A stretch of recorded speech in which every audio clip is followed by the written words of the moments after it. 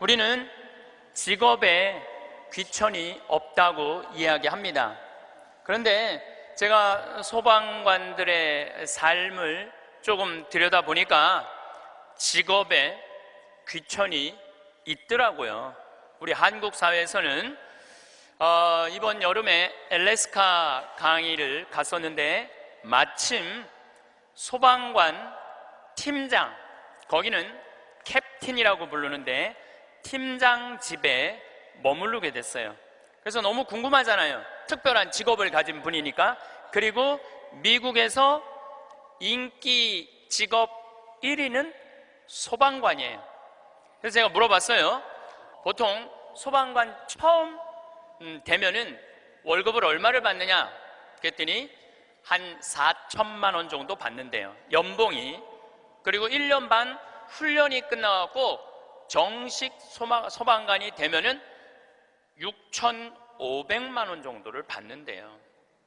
근데 우리나라 소방관은 정식적으로 소방관 합격을 해갖고 임명을 받으면은 첫 월급이 얼마냐면은 140만 원이에요.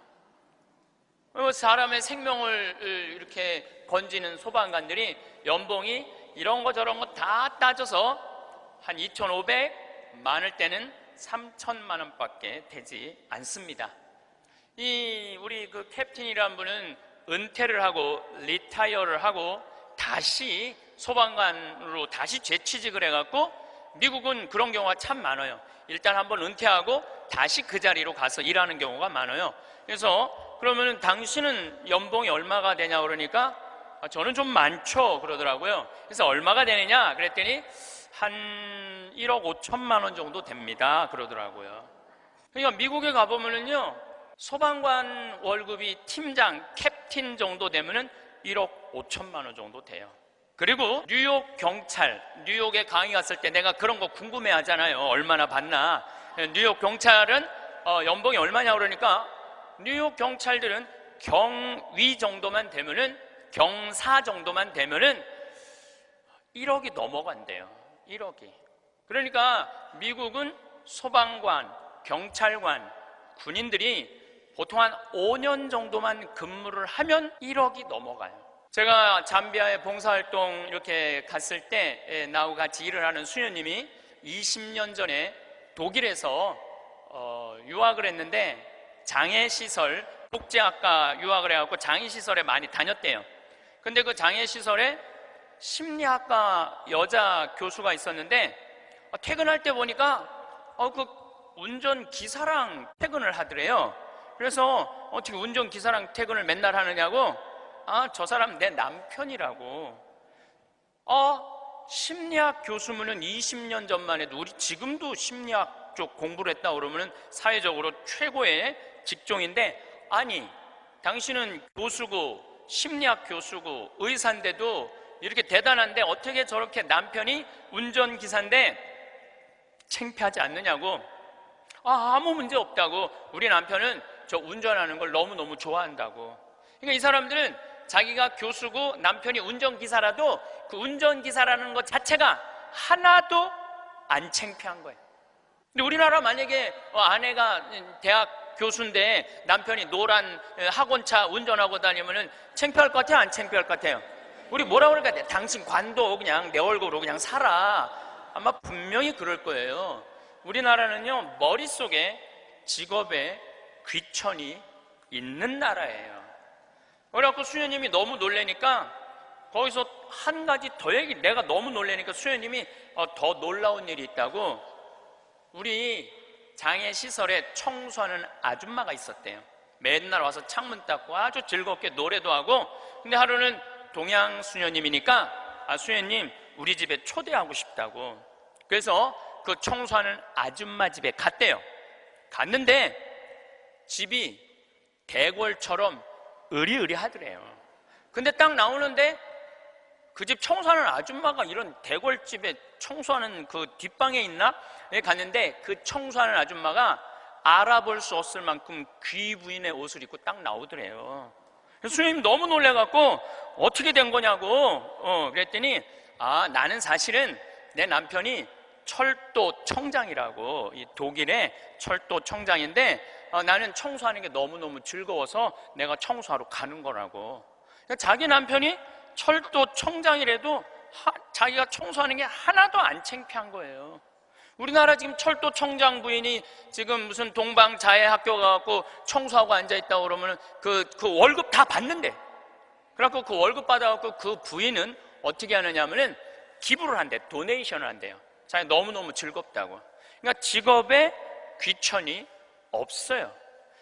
우리 알래스카에서 내가 한 일주일 동안 그 집에서 지냈는데, 이 캡틴은 요트가 있어요. 집에 요트, 그리고 그 캠핑카 있죠? 차 안에 침대도 있고 음식도 해 먹을 수 있는 캠핑카도 있고. 그래서 나하고 동갑이에 또 그 친구가 신부님 여행 가자 그래서 정말로 요트도 타보고 캠핑카도 타보고, 우리나라의 소방장 정도, 팀장 정도인데 그렇게 행복하게 잘 살고 있더라고요. 근데 우리나라 사람들 머릿속에는 행복의 등식이 뭐냐면은 1등, 서울대, 판검사, 행정고시 봐갖고 사무관, 국회의원, 이게 행복의 공식이야.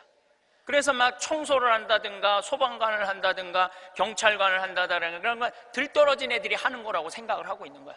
그리고 실질적으로 월급도 어떻게? 아주 적고. 오늘 앞으로 우리나라는 공부 잘한다고 행복한 시대는 갑니다. 이제 제가 왜 그런 시대가 가는지 말씀을 드릴게요. 10년 전만 해도 우리나라는 대학 입학생이 1년에 60만 명이었어요. 60만 명. 근데 2020년에는 대학 입학생들이 1년에 몇 명이냐면 30만 명으로 줄어들어요. 그러면 지금 우리나라 대학이 한 400개 되는데 2020년부터는 대학이 어떻게 줄어들 것 같아요? 300개, 200개 줄어들어요. 그럼 공부 잘해갖고 교수한 분들 다 어디 갈 것 같아요? 다 실직자 돼요. 그러니까 이놈의 새끼야 공부 열심히 해, 너 공부해야지 먹고 살아, 이런 시대는 끝나요.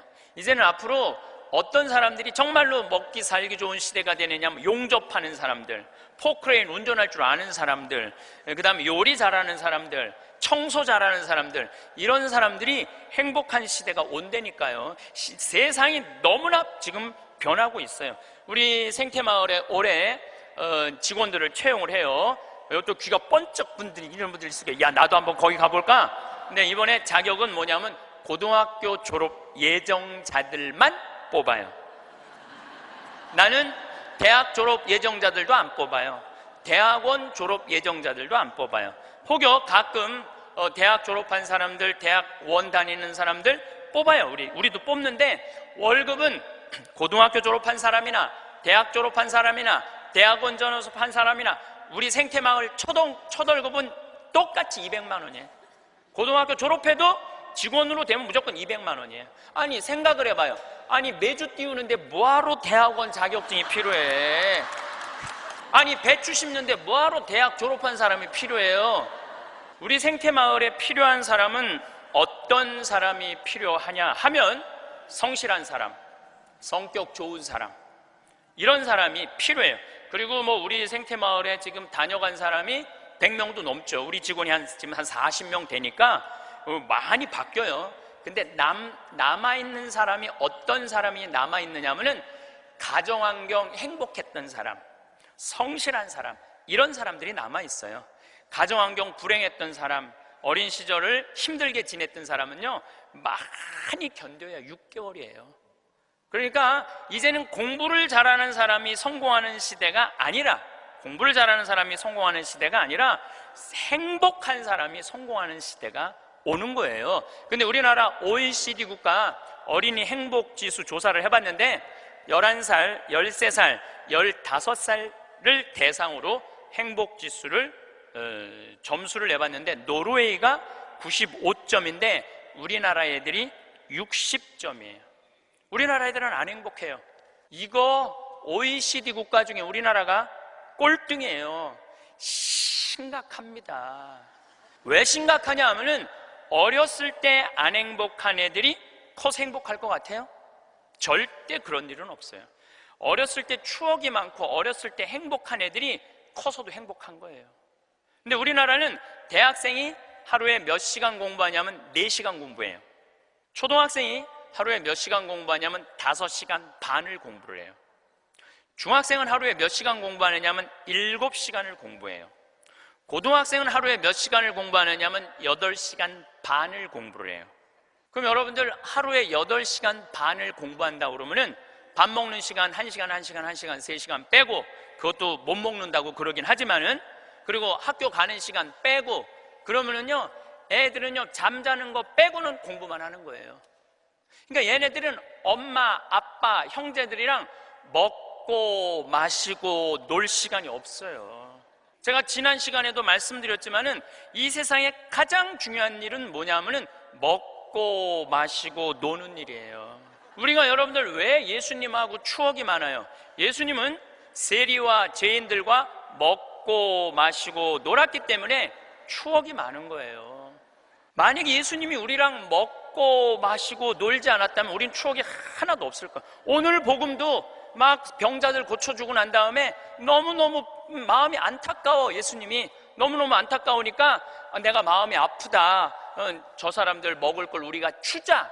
그러니까 예수님 먹는 거 진짜 중요하게 여기신 분이에요.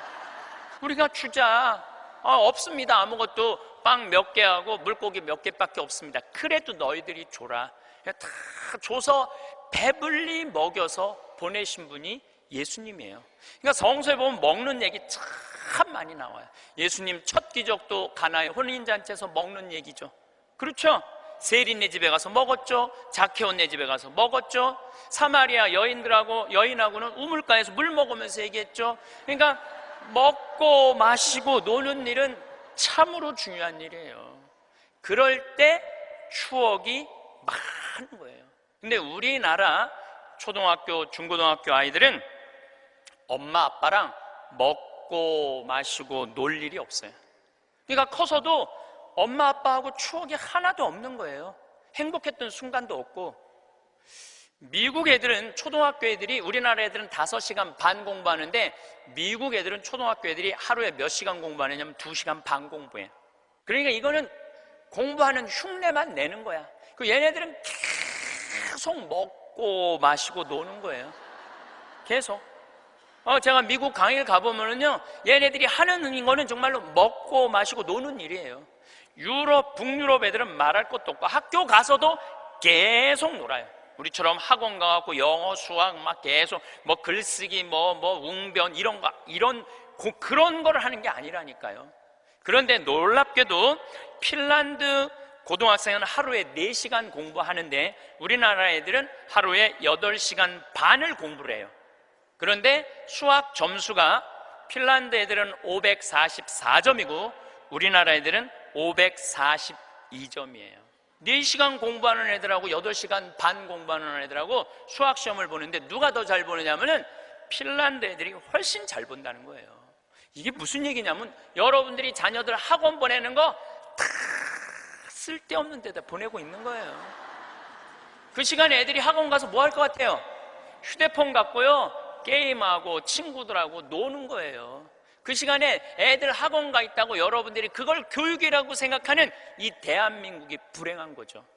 그 시간에 엄마 아빠랑 맛있는 음식 만들어 먹고 손잡고 소풍 다니고 눈 바라보고 같이 놀았다면은 걔네들은 건강하게 살았을 거예요. 근데 엄마 아빠하고 그랬던 적이 하나도 없어. 여러분들 사람이 커서요 어렸을 때 가장 기억에 많이 남는 게 뭔지 아세요? 엄마가 맛있는 음식 해줬던 거. 이게 가장 기억에 많이 남는데요. 그리고 가장 행복했던 순간이 뭔지 아세요? 엄마가 맛있는 거 해준 거 너무 맛있게 먹은 거. 그게 가장 행복한 순간이래요. 근데 우리나라 대한민국의 청소년들은 엄마가 맛있는 거 해준 거 먹은 기억이 없어요. 학교 다니느냐고. 그러니까 애들이 행복하지 않은 거죠. 애들은 그냥 서울대학 가야 되니까 경쟁을 해야 돼. 서울대학 가야 돼. 놀 시간이 어딨어. 여러분들 토끼와 거북이 얘기 아세요? 이거 참 웃기지도 않는 얘기 여러분들이 알고 있는 거예요. 왜냐하면 토끼하고 거북이하고 시합을 했는데 어떻게 거북이가 이겨요? 말도 안 되잖아요. 말도 안 되는 얘기예요. 어떻게 거북이가 이겨요? 이렇게 발바닥도 땅바닥에 있고 이렇게 가는 거북이가 그냥 뛰어다니는 토끼를 어떻게 이겨요? 2000년 전 이솝우화 얘기예요. 그러니까 2000년 동안 사람들은 거북이가 빠른 줄 알고 있어, 사람들은. 근데 요즘 새로운 일이 벌어졌어요. 그 후손 토끼가 생각해보니까 너무 자존심 상하는 거야. 아니 이 빠른 우리가 거북이한테 진다는 걸 모든 사람들이 알고 있다는 게 너무 웃기잖아요. 그래갖고 토끼가 거북이한테 도전장을 내요. 다시 시합하자. 2차전을 벌이자. 2차전을 벌이자. 그래갖고 거북이가 생각해보니까 니네들은 이 토끼들은 막 뛰어야 되기 때문에 심장이 너무 빨리 뛰기 때문에 쉬어야 돼. 그래서 얘네들은 반드시 뭐가 필요하냐면 토끼 잠이 필요해요. 토끼 잠을 자야 돼, 얘네들은. 그러니까 거북이는 믿는 구석이 있어. 너 또 토끼 잠 잘 거니까 시합해도 우리가 분명히 이길 것이다. 그래도 거북이가 생각해보니까 그래도 준비를 해야 될 것 같아. 그래서 거북이도 어떤 준비를 하냐면은 나도 토끼처럼 뒷다리를 똑바로 세우는 훈련을 이제 하기 시작한 거예요. 뒷다리를 세워갖고 내가 빨리 좀 가야 되겠다. 그리고 생각해보니까 거북이한테 최고 치명은 뭐냐면 두꺼운 등딱지야. 그래서 등딱지를 가볍게 갈기 시작했어요. 병원 다니면서 나 좀 갈아줘라, 이거 좀 가볍게. 그래갖고 준비를 충분히 했어요. 드디어 2차전이 시작이 됐어요. 아니나 달라 토끼가 총알같이 뛰어나갔죠. 근데 거북이는 뒷다리를 이제 세워놨으니까 거북이도 만만치 않잖아요. 쫙 가면서 믿는 구석이 있어서, 어떤 믿는 구석이 있었느냐면은 이제 분명히 저 나무 밑에서는 토끼 잠을 잘 것이다. 그래갖고 토끼가 딱 보니까 역시 멀리서 지가 뒷다리를 세워봤자지. 그래갖고 쫙 오는데 자도 될 것 같아. 딱 잠을 자면서 내가 1시간만 자야지, 2시간 잘 거, 1시간만 자야지. 그런데 이제 거북이는 지나갔어. 지나가면서 네가 그러면 그렇지, 네가 토끼가 토끼 잠을 자야지.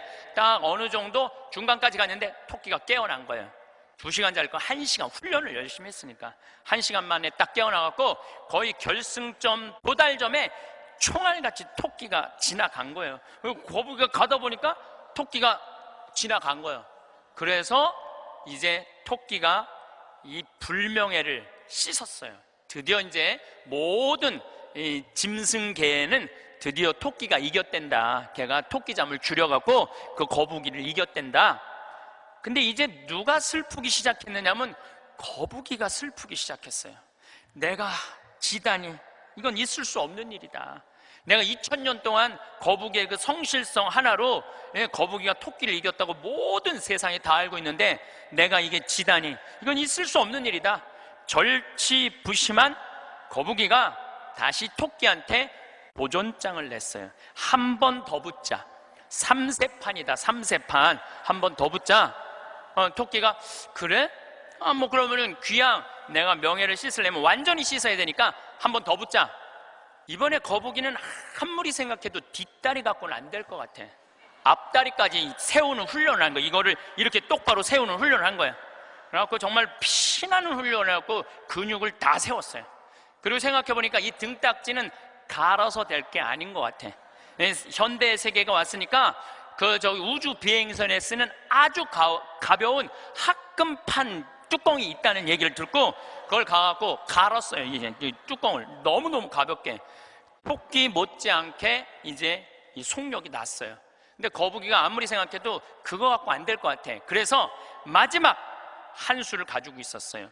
분명히 토끼가 저 나무 밑에서 잘 거니까 저 나무 밑에 수면제를, 분말가루를 설치를 해둬갖고 리모컨으로 터트리면은 완전히 내가 보낼 수 있다. 비장의 카드까지 준비해놓고 이제 도전장을 내민 거죠.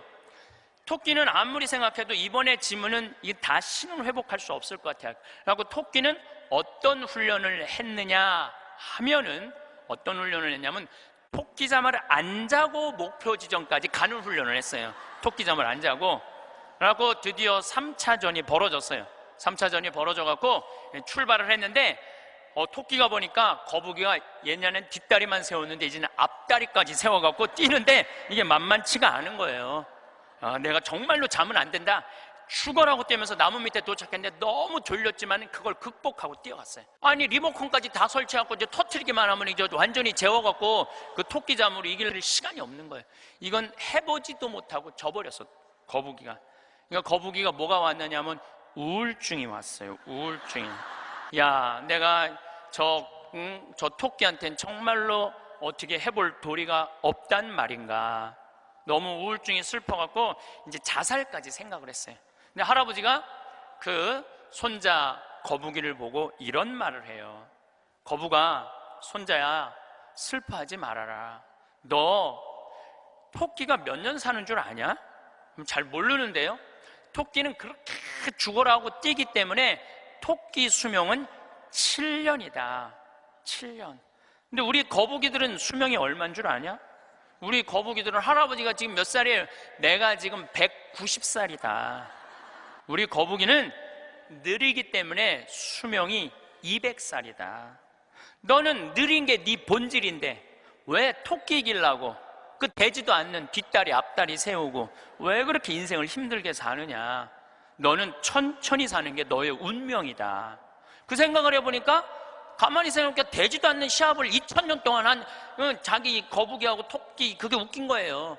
그래서 이 거북이는 천천히 다니고 자기의 그 본성에 따라 사니까 사는 게 너무너무 즐거워요.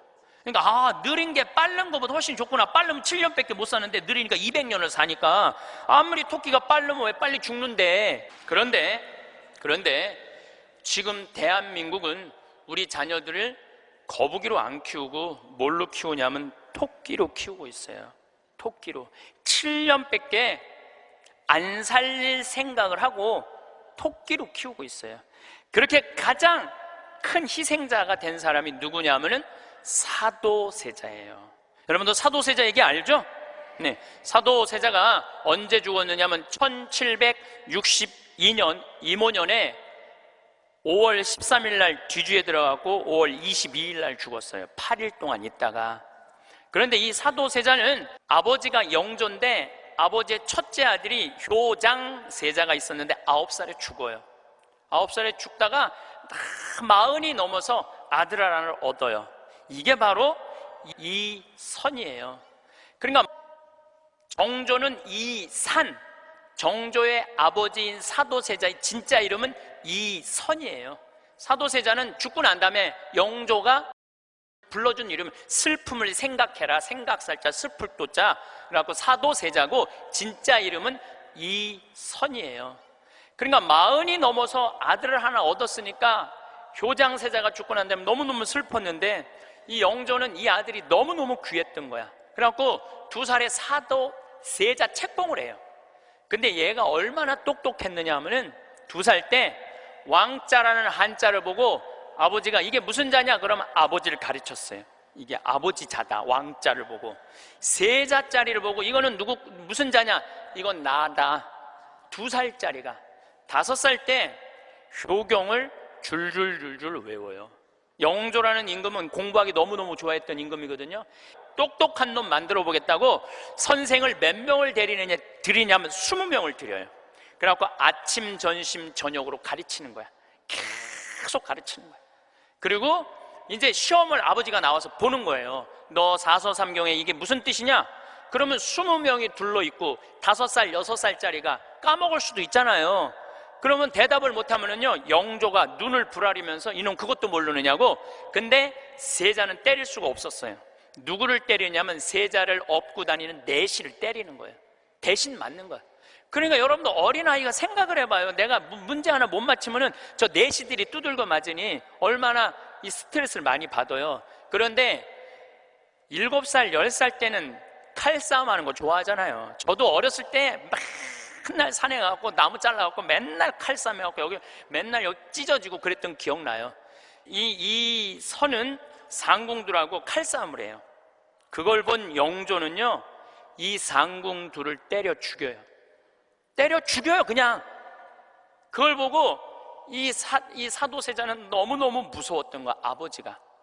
그런데 딱 12살이 되면서 사도세자는 공부하기가 싫어요. 그래서 이때부터 책만 보면 머리가 지끈지끈 아픈 거예요. 그러니까 조기 교육의 최고의 희생자는 누구냐면은 사도세자예요. 그러니까 아버지는 공부를 가르치는데 아들은 공부하기가 싫은 거야. 얘가 키가 엄청나게 커요. 사도세자가 뭐 세자 그래갖고 나만큼 조그만 줄 아는데 키가 1m 막 80대고 청룡도를 휘두를 정도로 힘이 좋았다는 거. 관우가 휘두른 청룡도를 휘두르고 그랬다는 거예요. 말도 잘 타고 화살도 잘 쏘고. 근데 아버지는 그게 너무너무 싫었던 거야, 그렇게 하는 게. 그래 아버지하고 점점 갈등을 일으키면서 광증에 시달려요. 미쳐갖고 나중에는 마지막에 자기가 데리고 있었던 뭐 시종들 100명을 죽여요. 마음에 안 들면 칼로 쳐 죽이는 거예요. 나중에 무당하고도 살고 뭐 비구니 스님하고도 살고 도저히 아버지가 컨트롤할 수 없을 정도로. 엄마도 해경궁 홍씨도 자기 남편을 컨트롤할 수 없어요. 그래서 결국은 죽일 수밖에 없었던 거예요. 이게 사도세자의 슬픔이에요. 이게 조기교육의 희생자예요. 조기교육의 희생자. 그런데 이 사도세자도 내가 보기엔 딱 7년 만에 돌은 거야. 토끼처럼 7년 만에 돌은 거예요. 근데 여러분들도 초등학교 1학년 때부터 애들 어떻게 해요? 영조가 20명 선생 된 거나 여러분들이 학원 애들 10개, 12개 보내는 거나 다를 바 하나도 없어요. 애들 미치게 만드는 거예요. 그러면은 언제까지가 애들이 엄마가 시키는 대로 따라하느냐면 중학교 1학년 때까지는 딱 시켜요. 해요. 근데 딱 그 7년이 지나고 나면 애들 눈빛이 쫙 꺾어지기 시작해요. 중학교 2학년만 되면은 눈빛이 싹 돌아가기 시작해요. 돌아가기 시작하면 그때부터 애들은 미치는 거예요. 근데 여러분들 이게 웃을 일이 아니에요. 그 미치는 애들이요 한둘이 아니에요. 참 많아요. 그럼 이때부터는 엄마도 컨트롤이 안 되는 거예요. 아버지도 컨트롤이 안 되는 거예요. 그 얘는 행복했던 순간이 하나도 없었던 거야. 행복했던 순간이 없기 때문에 이때부터는 엄마한테 소리 지르고 물건 던지고 심지어는 엄마를 때리는 아이들도 참 많습니다. 이 엄마들은 어디 가서 얘기도 못해요. 얘기도 못해요. 중학교 2학년, 3학년 되는 애한테 맞는다. 자식이 무서워서 벌벌 떠는 부모들이 참 많습니다. 그럼 얘가 미치게 만드는 장본인이 누구예요? 엄마들이에요. 엄마들이 얘를 미치게 만드는 거예요. 미쳐갖고 이제 애가 이렇게 뛰고 저렇게 뛰면 나한테 데리고 와요. 그러면 얘네들 눈빛이 싹 돌아간 걸 내가 봐요. 그럼 상담을 해보잖아요. 그럼 걔네들이 나한테 하는 얘기가 자기는 초등학교 때 자기 자유시간이 하나도 없었다는 거예요. 자유시간 하나도 없이 엄마가 이 학원 가라면 저 학원 가고 저 학원 가고 저 학원 가고 그래서 자기 미치겠다는 거예요. 막 속에서 불이 일어난다는 불. 이 사도세자가 뭐라 하냐면 자기 속에서는 울화증이 일어났다. 울화증이. 만약에 영조가 사도세자가 그렇게 무기신식이라는 무에서도 편해요. 사도세자가 그만큼 똑똑한 사람이었고 만약에 영조가 이 아들을 정말로 청룡도도 마음대로 하게 하고 창, 활, 말 다 잘 탔거든요. 그렇게 키웠다면 우리나라는 광개토왕, 대왕만큼 훌륭한 군주, 강력한 군주를 18세기에 모실 수 있었을 거야. 사도세자가 죽고 난 다음에 정조가 임금이 됐잖아요. 권력 기반이 취약했어요. 그 다음에 정조가 1800년에 죽고 순조, 헌종, 철종, 고종 다 7살, 10살, 18살, 17살짜리들이 왕 되면서 조선은 끝난 거예요. 여러분들도 지금 가만히 생각해봐요. 지금 내가 하나 둘 가지고 있는 애 공부 그렇게 시켜갖고 미쳤어. 그렇게 미쳤어? 그러면요 그 집안은요 나중으로도 희망이 없는 집안이에요. 그리고 참 고치기 힘든 병이 뭔지 아세요? 정신병이에요. 제가 수많은 사람들을 만나면서 수많은 아이들을 만나면서 가장 고치기 힘든 병이 정신병이에요. 우울증이라든가 조울증이라든가 이렇게 걸린 사람들은 평생 병원에 들락날락하고 평생 약 먹다가 결국은 그렇게 죽는 거예요. 근데 자기 자식을 뒤주에 가둬서 죽이지는 않지만 여기 있는 분들 중에 뒤주에 가둬서 죽일 사람은 없지만은 그렇게 미치게 만드는 부모들이 참 많다는 거예요. 미치게 만드는 거예요. 그놈의 1등 병 때문에. 여러분들 초등학교 때 막 뛰어노는 애 중에 미치는 애들은 없어요. 초등학교 때 막 엄마 아빠랑 같이 뛰어놀고 들로 산으로 뭐 친구들하고 어울리고 엄마 아빠하고 먹고 마시고 논 아이들 중에 미치는 애들은 없어요. 어떤 애들이 미치냐면 되지도 않는, 머리 돌아가지도 않는 책상에서 학원에서 시달리면서 미치는 애들이 많은 거죠. 거북이가 등딱지 합금으로 바꾸듯이 자식 영어 발음 좋게 한다고 혀 이렇게 늘리는 수술하고 초등학생들한테 10개씩 학원 다니게 하는 일이 자식 미치게 만드는 일이에요. 이렇게 얘기해요. 엄마, 나 왜 이렇게 공부해야 돼? 너 1살서부터 30살 때까지 열심히 공부해서 나중에 행복하게 하려고 그래. 나중에 행복한 건 없어요. 행복하려면 언제 행복해야 돼? 지금 행복해야 돼요. 지금 행복하지 않는 애는 나중에도 안 행복해요. 여러분들도 마찬가지입니다. 많은 분들이 나는 이제 아파트도 사놓고 애들 결혼도 시켜놓고 내가 이제 60살서부터 나중에 행복해야지. 그런 분은요, 떨커덕 오늘 아침에도 내가 나오면서 암 걸린 분 안수기도를 해주고 나왔는데 내 손에서 안 나와도 안수를 받고 싶다 그래서 내가 해주고 왔어요. 자매님 보니까 굉장히 건강한데 무슨 암 말기래요. 대개 우리는요, 나중은 안 기다려요. 그러니까 행복하려면 언제 행복해야 돼? 지금 행복해야 돼. 지금 맛있는 거 사 먹으려면 언제 사 먹어? 지금 사 먹어야 돼. 나중에 사 먹지 말고. 경치 좋은 데 가려면 언제 가야 돼? 지금 가야 돼. 지금. 나중에 가지 말고. 근데 우리는 애들한테 이렇게 얘기한단 말이에요. 너 1살서부터 30살 때까지 고생해야지 나중에 행복하다는 거. 이제는 1살서부터 30살까지 공부 죽어라 해도 행복한 시대는 갔어요. 이제 교수 돼도요, 일자리 치열합니다. 지금 변호사들, 노는 변호사들 수두룩하게 많습니다. 이제는 머리로 사는 애들이 행복한 세상이 오는 게 아니라 몸으로 사는 애들이 행복한 세상이 다가오고 있어요. 나는 어제도 우리 직원이 저녁에 이제 대전에서 강의 끝나고 들어갔는데 고등학교 졸업하고 군대 갔다 와서 대학교 다니다 때려치고 우리 집에 왔어요. 내가 이렇게 물어봤어요. 이리 와봐라, 너 오늘 강의 준비하면서 네가 지금 대학교 4년을 다녔으면 얼마를 대학에다가 쏟아 넣을 것 같아? 1억 쏟아 넣는데 1억 쏟아 넣지? 근데 너 이제 대학 안 다니니까 1억은 이제 모아놓은 거 아니야? 그럼 그 1억 너한테 안 쏟아 놓으면 엄마는 그 돈 갖고 뭐 할 것 같아? 엄마는 노후대책연금 붓겠죠. 그래, 엄마는 노후대책연금 붓고 넌 1억 저축하고 벌써 니네 집은 2억 벌은 집이다. 대학을 안 다니면 안 다닐수록 돈을 버는 거다. 근데 너 지금 내가 이번에도 월급을 한 1년 안 됐는데 40만 원 올려줬어요. 우리는 5년만 근무하면 무조건 300만 원씩 받을도록 내가 해주는 거예요. 그럼 너 지금 5년, 4년 근무하면 너 1억 모은다. 기숙사에서 먹고 자고 쓸 일도 없고, 거기는 해만 떨어지면 돈 쓸 데도 없어요. 너 그러면은 4년 동안 딴짓 안 하고 착실히 돈 벌으면 너 1억 버는 거야. 그럼 넌 30 전에 2억짜리 아파트 살 수 있는 거야. 우리나라 지금 대학 나온 45만 명 졸업하는데 제대로 된 직장에 취직하는 숫자가 몇 명이에요? 5만 명밖에 안 돼요. 40만 명은 2년, 3년 빈둥빈둥거리고, 심지어는 엄마 아버지가 애들 때문에 경비에 나가갖고 그거 해갖고 애들 생활비 대주고 뒷돈 대주고 그러고 있는 거예요. 그러니까 지금 여러분들 지금 대한민국에서 없애버려야 되는 건 내가 보기엔 대학이야. 대학만 없어지면 전부 일의 소중한 가치를 배우고 다 행복하게 살 수 있어. 아니, 대학 졸업하고 딱딱딱 취직하면은 내가 왜 대학을 귀하게 여기지 않아요?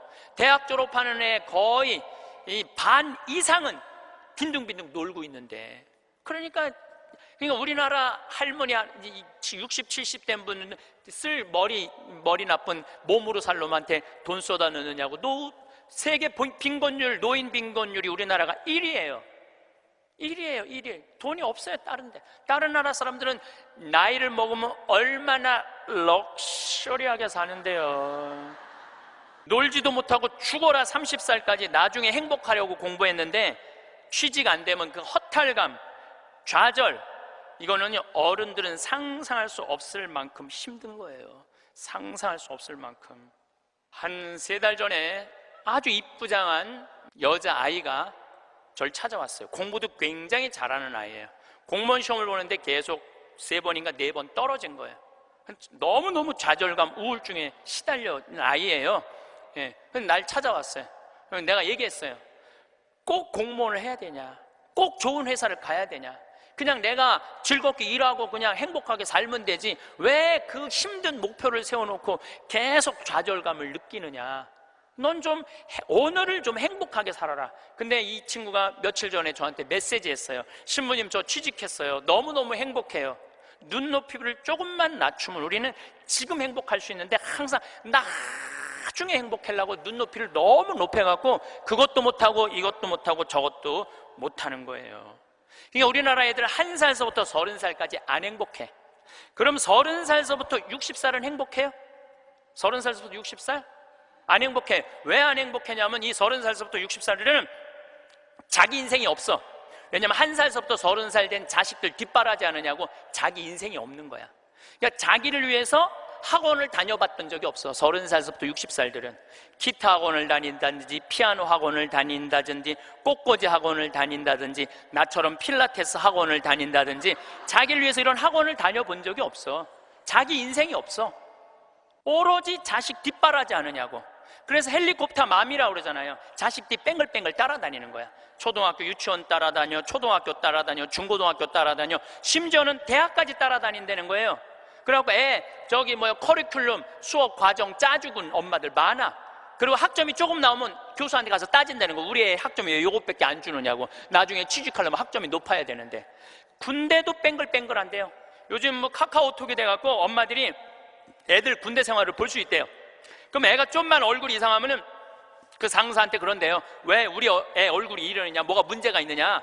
그러니까 그 군대 가서도 엄마가 애를 책임져 주는 거야. 그래서 요새 군대 상사님들이요, 사병 돌보는 일보다 사병 엄마 돌보는 일이 더 바쁘대요. 심지어는 회사까지 따라다니는 거야. 애가 회사에 취직을 했는데 대리 진급을 못하면 부장한테 가서 따진다는 거. 우리 애가 뭐가 모자라서 대리 진급을 못하느냐고.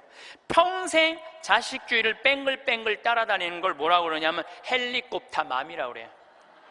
헬리콥터 맘. 또 아버지들은 요즘은 많이 줄어들었지만 한동안은 기러기 아버지가 40만 명까지 있었어요. 40만 명 기러기 아버지가.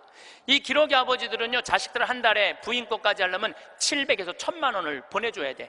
그러면은 보통 10년 정도 가 있으면요, 이 기러기 아버지는 10년 동안 인생이 하나도 없는 거예요. 자식도 없고 아내도 없고 돈도 없는데 뭐 돈만 버는 기계로 사는 거야. 그러니까 자기 인생을 못 사는 거. 30살서부터 60살들은 자기 인생이 없는 거예요. 근데 문제는 60살 때 30살 된 자식이 이렇게 말합니다. 엄마, 이제 엄마 인생 살아. 자기를 위해서 살아봤던 적이 없는데 내 인생을 살으라는 거야. 살 줄을 모르는데. 30살서부터 60살은 뭐 해야 되는 나이냐면요, 자아실현해야 되는 나이야. 자아실현. 자아실현이라는 게 뭐예요? 자기의 능력을 쓰는. 오늘 물이 없는데 여기 물을 하나 갖다 놓으면 내가 이 물을 안 먹었으면 이 물은 자아실현하는 물이에요? 자아실현 안 하는 물이에요? 자아실현 안 하는 물이에요. 내가 먹어줘야지 자아실현이 되는 물이에요. 자아실현이 되는 물이에요. 여러분들이 샴푸를 하나 샀어. 그럼 샴푸를 사면은 그 샴푸를 한 방울까지 다 쓰면은 여러분들 기분 좋아요, 안 좋아요? 그 샴푸는 나한테 와서 자기 능력을 다 썼어요, 안 썼어요? 그럼 자아실현 한 거야, 안 하는 거예요? 자아실현 한 거죠. 내가 요즘 목욕 가방에 샴푸 하나 다니는데 요만큼 남았어. 그 짜서 쓸 때마다 기분이 너무 좋아요. 너 이제 자아실현 다 돼가는구나. 이제 자기 능력 다 썼으니까.